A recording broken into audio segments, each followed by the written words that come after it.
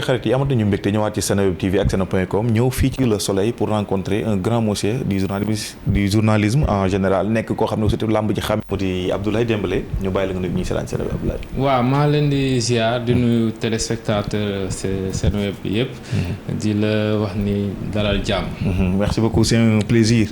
Abdoulaye yaa ngi bëgg a yàgg ci làmb ji de macha allah fekkee nga jamono yi Manga 2. Non, malheureusement fekkeewuma seen jamono parce que je suis entré dans la lutte en 2007. Si la commencé nekk carrément un reporter, un journaliste de lutte. de lutte lan moo ko def da nga doon seetaan làmb ji ba mu neex la wala. da nga mos a bëre non làmb mosul nekk ci sama passion à l'époque. Man d'abord man journaliste politique moo nekkoon sama spécialité. Parce que j'avais fait une formation à Educatel, une école de formation française, avec spécialité journalisme politique. Mais j'étais dans un groupe bi nga xamante ni y avait quelqu'un qui doon gérer la lutte. Malheureusement il y a un jour il a démissionné. Alors mu amoon fa benn photographe bu tudd Pa Gora. Après si la ne comme le gars il a démissionné de manière brutale. J'ai vu un gosse bi nga xamante ni gis naa ni xale bu yaru la. mën na liggéey loolu. si la ma ne nañ dem làmb. boobu la lutte c'était au stade de Assane Diouf. Médina bu nekk Rebeuss foofu la amee woon combat. sëñ Modou Niang PA Sonna mu tëgg fa benn combat ñu dem. mu présenter ma quelques acteurs. xam nga dans un milieu boo ci nekkee yàgg si tuuti rek. après ça devient une passion pour toi. xam nga làmb d'habitude dañu naan ñi ci nekk dañuy am cëfër. mais ku gis Abdoulaye Dembélé dafa dal tey tout à l'heure bi nga ñëw ne Abdoulaye Dembélé te mu tey nii. est-ce que loolu tamit dina yomb a gérer nit ku tey dugg ci ñoo xam ne moom da ngay yëngatu carrément. waaw bon tout est question de comportement. yaakaar naa ni effectivement loolu dalay permettre. nga won nit ñi ni àdduna c'est pas ay def de grand bruit da nga war a tey effectivement avoir un comportement exemplaire. donc bu nit ñi waxee ni Dembélé dafa tey je pense que loolu aussi je dois ça à mes parents par rapport à l'éducation bi nga xamante ni. inculqué nañ ma ko. super naka nga gisee làmb ji actuellement. làmb ji bëri na ay wax bëri na bruit làmb ji ñi ngi avancé yenn saa yi itam ñuy jooytu naka nga ko mën a gisee de manière générale. làmb tant que amul bruit rek neexul. làmb tant que mu ngi en bruit ça veut dire que ça intéresse les Sénégalais vous savez une activité bi nga xamante ni ça ne polarise pas des passions des attentions. loolu su amul activité boobu personne ne pourra s'intéresser à cette activité. donc tant que les gens en parlent. au sein du monde de la lutte mu am ay bruit. bu dara xewee kii di xëcc fii de gauche kii xëcc de droite loolu mooy tax ñu xam ni. sport boobu noonu. ça intéresse tout le monde maintenant comme on dit. ce qui est constaté est intéressant. La lutte est très intéressante au Sénégal. Ces bruits-là tax na vraiment ñu am dayoo bu ñu am ni actuellement dans. super parce que làmb dafa am ay aléas am ay réalités am. waay xon yi xërëm yi. dóorante bi jaayante doole bi. ndax loolu parfois dafay ñëw ba yegg ci yéen ñi nga xam ne yéen a nekk ci ginnaaw nekk ay journalistes ak taskatu xibaar. waaw déjà mbër bu gëmee mystique rek day gëm a di yàlla quoi. loolu moo tax parfois bu leen seen sëriñ waxee bul jegee journaliste bu la nuyu defal lii defal la ils le font. parce que il croit tellement que finalement dafay day nekk un mode de vie si ñoom. je pense que loolu laay déplorer à un certain moment il faut croire en soi. gëm ni c'est le sport d'abord nga entraîner gëm sa entraînement gëm say qualité technique. on a eu des lutteurs yi nga xamante ni ils luttaient sans mystique. Boy Nar, il y avait un temps, il était une sorte de ibadou, comme on peut dire. Mystique, oui, il n'y croyait pas beaucoup. Bon, bu ñëwee dee daan wala ñu daan ko. donc question d'état d'esprit là. donc bi Modou Lo ñëwee ak ni mu mel nii tamit am lu mu la fàttali bi Modou Lo jékki-jékki ñëw takkul benn téere même su fekkee mi ngi mystique mais takkatul dara. waaw takkatul dara sama xel dafa dem directement sur un Modou Lo bi nga xamante ni mystique da ko jaraloon lu nekk. Modou Lo moo doon wax ni man li ma sama sëriñ wax ci àddina dama koy appliquer et c'est ce qui faisait que Modou Lo dafa daan def ay incursion mystique ci kër adversaire est-ce que xam nga ni lamb bu ñu demee ba adversaire champion di bunkeriser sa maison c'est à cause grâce à Modou Lo, à cause de Modou Lo. Parce que il a démarré en 2010, commencé en 2010 lors de son combat contre Balla Gaye 2. Je me rappelle très bien en ce moment-là, Balla Gaye, il avait épousé Boury Bathily, mais Boury c'est loon dem nekk këram. Da doon il y avait un temps Balla kër Boury la daan dem. Donc Modou Lo il a pris des informations que Balla Gaye dafay nekk kër soxnam. mu dem foofu nuitamment il s'est habillé tout blanc bu mu eggee dafa ay misikam mu def bruit gars yi xàmmee ko dàq ko mu dem. bi muy bëree contre Issa Pouye aussi. il a été au cœur de Thiaroye. di fa def affaire mystique. seen premier combat contre Eumeu Sène également. ak moom ak kii aussi nga baal ma Kayré ba mu koy. moom Boy Kayré ce qu'il a fait à Boy Kayré même Papa Sow. Papa Sow oui. Après le combat son combat contre Papa Sow après le claf xam nga lu ñuy découvrir après. njëgënaay Papa Sow la ñuy tijji la ñuy dindi dugal ci biir benn téere Papa Sow pour muy fanaan biir néegam njëgënaay bi lañ dugal benn téere si biir njëgënaay bi. Donc quand on a vu que Modou Lo da daan bëri ñu ne Modou dafay sekki. Tellement que il croyait beaucoup au mystique. Donc si y a eu de l'évolution jusqu'à ce que Modou Lo dem benn niveau. mu gëm ni affaire du mystique. affaire yi gëm sa entraînement la wóolu sa talent. nga ñëw bëri daan wala ñu daan la. Après jox na ko beneen état d'esprit. da koy gën a jegeeloo yàlla xam ni c'est Dieu avant tout. du marabout c'est comme on le dit c'est Dieu. Ces combats contre Ama Baldé et Boy Niang mystique bi am na nu mu ci mel mais bi mu ñëwaatee contre Siteu dafa mel ni dafa am lu muy doon même su fekkee takkul xaw ma ndax seetlu nga loolu. bien sûr ndax loolu tamit bokkul ci li ko xaw a gàllankoor sa combat ba mujjeewul am victoire façon. mais si xam nga bi muy bëree contre Ama le 5 novembre. Modou Lo il avait fait peur à ses supporters. Parce que par rapport à l'arsenal mystique bi nga xamante ni Ama Baldé da koo andi woon. par rapport ak Ama Baldé bi nga xamante ni wàllum mystique. Ama buy ngemb papam la daan bëreel. ngemb Falaye Baldé. La preuve il a fallu que mu amee un certain âge pour commencer di parce que ngemb Falaye daf ko ëppoon doole. Premier combat Ama Baldé dañ ko ne woon ngemb lii nii du sa maas da ngay xaar bi en un certain âge nga mën a commencer di donc mbokk fi mystiquement Ama il était costaud. Très bon maintenant supporters yi gëmuñu ko woon. Il y avait même une petite mobilisation des supporters. Une très moindre mobilisation des supporters parce qu'on se disait que ni Modou allait perdre Modou lamb sans mystique mënul dem. mais xoolal lu mu fa wone jom ak ful ak fayda. contre Boy Niang la même chose. Boy Niang est-ce que xam nga ni il fait partie des lutteurs les plus mystiques les plus redoutables sur le plan mystique. y a eu des cas bi nga xamante ni ba léegi gars yi waxaguñ ko son combat contre Sa Thiès. il aurait fait de telle sorte que Sa Thiès jabar ji moo amoon problème. genre dépression. c'est-à-dire que bu ñu mënul jekku yow mbër. dañuy jekku ku la jege. su ko defee yow tu seras très concentré sur ton épouse ou bien sur sa frère wala sur sa yaay. loolu c'est xeetu mystique la. donc mystique dafa am doole ci la mais maintenant Modou combat bi au départ il avait pris au très légèrement. il pensait que ni si xarit mbokkam la parce que say dugg na seen diggante de manière indirecte. donc combat la bi nga xamante combat naturel la mais bi mu demee ci biir. on lui a fait croire que ni dañ lay xeex. combat bi dañ lay sot ñu ngi dem si ay sëriñ non seulement Siteu mu ngi def ay affaire sëriñ tout pour jékku la mystiquement. mais y a d'autres personnes yi nga xam dañ lay sot pour nga daanu. mais est-ce que gis nga ci loolu yow que sot amoon na ci làmb ji. bon làmb parfois nag mënoo ko gis directement. man personnellement j'ai pas eu de preuve. parce que en réalité gisuma ku koy xeex. gisuma carrément kan moo amoon intérêt pour xeex Modou Lo. mais gëm naa ni aussi dans ce sport là. dañ lay yëkkati ba ci kaw. ànd ak yow jàppale ba nga nekk roi des arènes. mais boo amee benn petit comportement bu leen neexul ñoom ñoo lay wàccee waat. wala sax temps bi ñu ne doy na keneen moo war a ñëw. voilà c'est ça c'est-à-dire que lamb dafay am yéene parfois. mun nga sonn sa carrière. def daj ci lu nekk. après ñu ne kii jar na mu doon roi des arènes. toutes les composantes de la lutte ay France de la lutte jàppale la pour nga nekk roi des arènes. Yékini on peut dire que bi muy bëree Balla Gaye ñu bëggoon mu daanu ñoo ëppoon. par rapport ak ñu bëgg mu rester au couronne.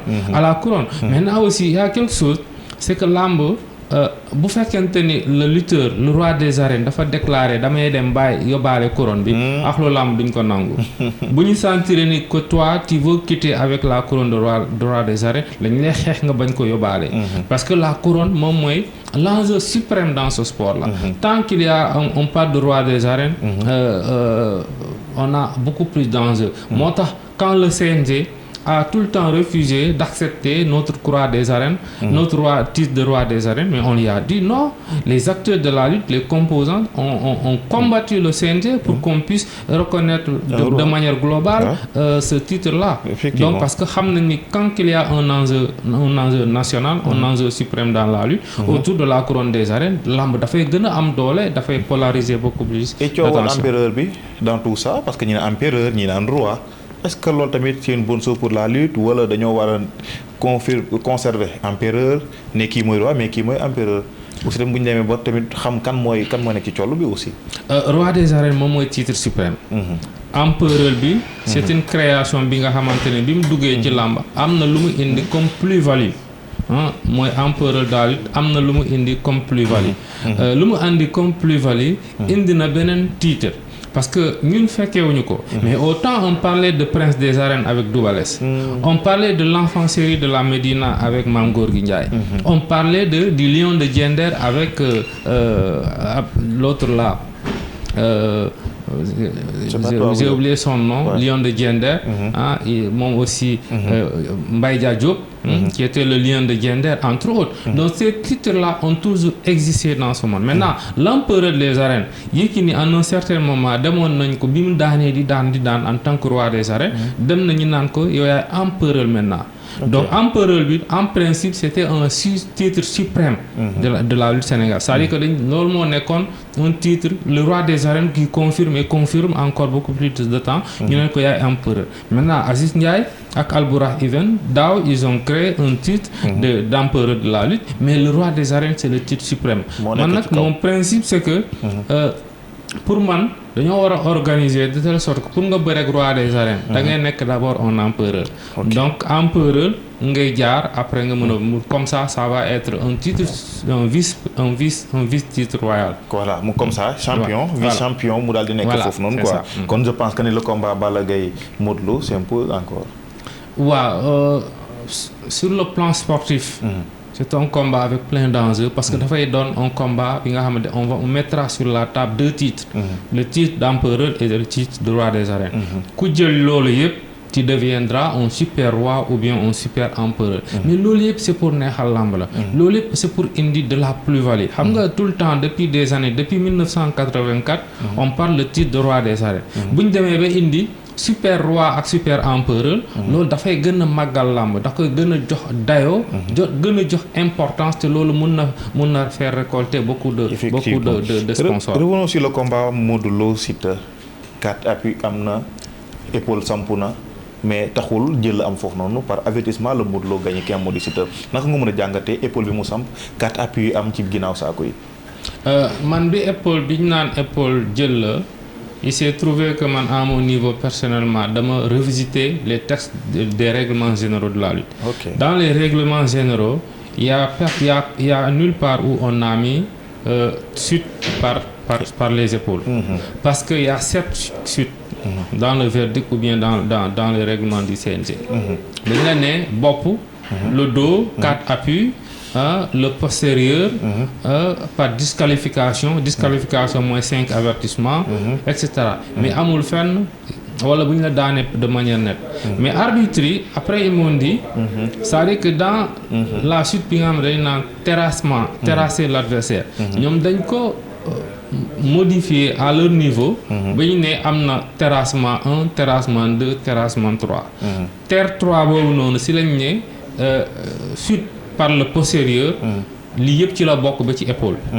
Maintenant comme chute la effectivement chute la mais lu gën a dimbali Modou Lô c'est que Siteu il était derrière les sacs. Et ce cas de figure là cette jurisprudence là on l'a vécu en 2022 avec le combat Siteu bu Ngor ak Bébé Bismi. Nan la demee woon Siteu bu Ngor dafa daanoon Bébé Bismi près des sacs. Mais bi mu koy daan moom si biti la nekkoon Bébé Bismi nekk si biir c'était une chute très net. amul gàllankoor jusqu'à ce que adversaire bi Bébé Bismi il a cru que daanu na. supporter Siteu bu Ngor dem nañ di jubilé. mais arbitre dañu leen ne da ngeen di bëriwaat parce que y a rien. parce que bi ñuy def action. da nga nekkoon ci biti. ñu bëriwaat mais waa Ngor sax dañu ne woon il n'allait pas lutter. mu amoon fa bruit ils ont envahi l'enceinte.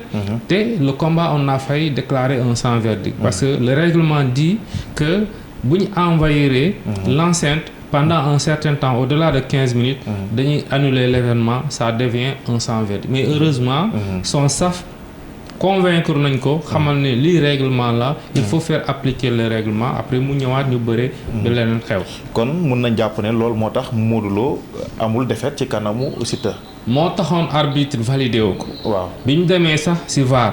lu ma jàpp dañoo demoon ci VAR bax pour xool ba xam ndax Siteu dafa def 4 appuis. bu defulee 4 appuis on sait que Modou Lo amul jël. parce que il était à l'intérieur de l'enceinte. moo tax ñu ne il fallait reprendre le combat ils ont repris le combat après jusqu'à ce que combat bi. mais CNG dafa mel ni confirmé na verdict ku Modou Lo. non CNG ba léegi c'est pas confirmé. voilà bu ñu doon ñëw ci beneen affaire boo xam ne Sénégalais yëpp ciy polémique mu di pay-per-view ndax. une bonne chose la pour la lutte sénégalaise ndax amateurs yi loolu tamit dina leen gën a attiré war ci làmb dina tax làmb nekk fa nga xam ne fa la nekkoon. pay-per-view ku ko expérimenté en 2018 c'était le promoteur Luc Nicolaï di ko ziar par rapport à ces innovations dans le milieu de la lutte avec Buzz Pro bu ñu koy indi en 2018 gëmuñu ko woon xamuñu woon nan lay demee ils ont fait une communication à outrance ba jusqu'à ce que pay-per-view ñu adopté ko actuellement le pay-per-view dans tous les grands sports du monde actuellement surtout dans le MMA le premier grand baromètre la première source de revenus dans le MMA c'est le pay-per-view. Il y a toujours de petits soucis.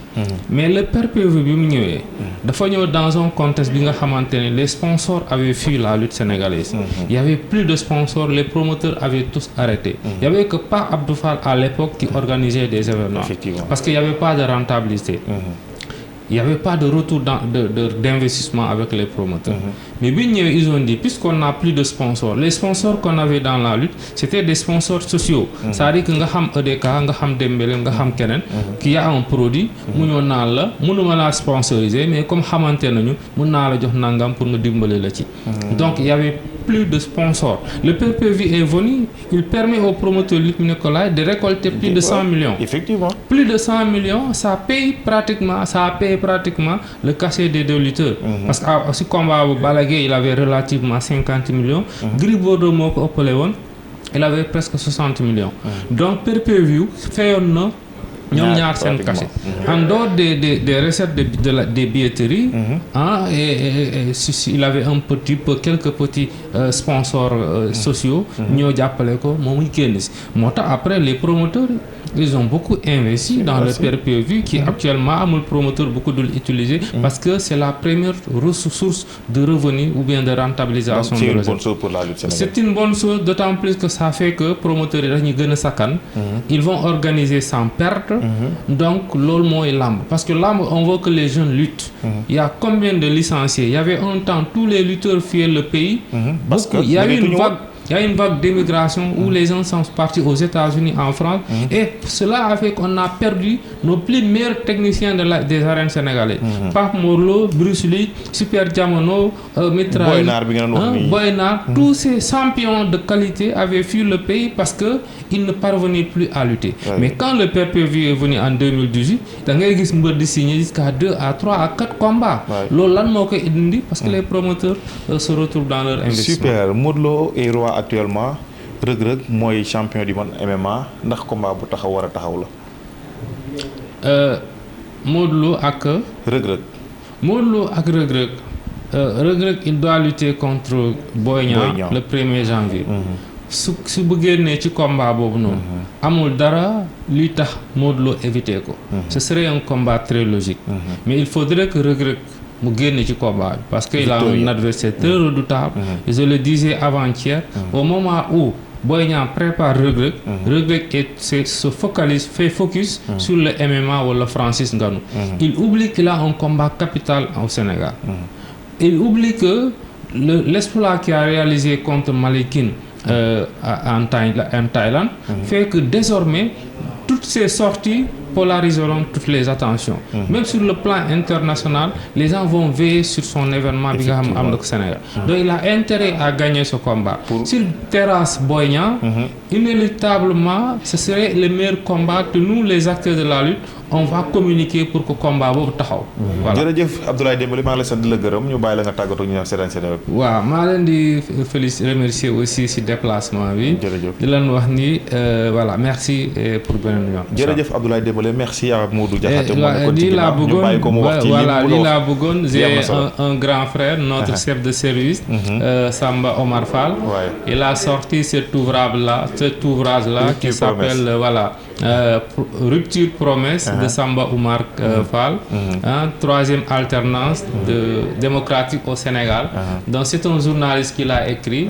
C'est notre doyen nit ku baax la. Il faut l'acheter, c'est un ouvrage très important que tous les élèves étudiants et les politiques doivent acheter parce que le contenu est super, vraiment très intéressant. Samba Omar Fall, troisième alternance démocratique au Sénégal. Rupture Promesse.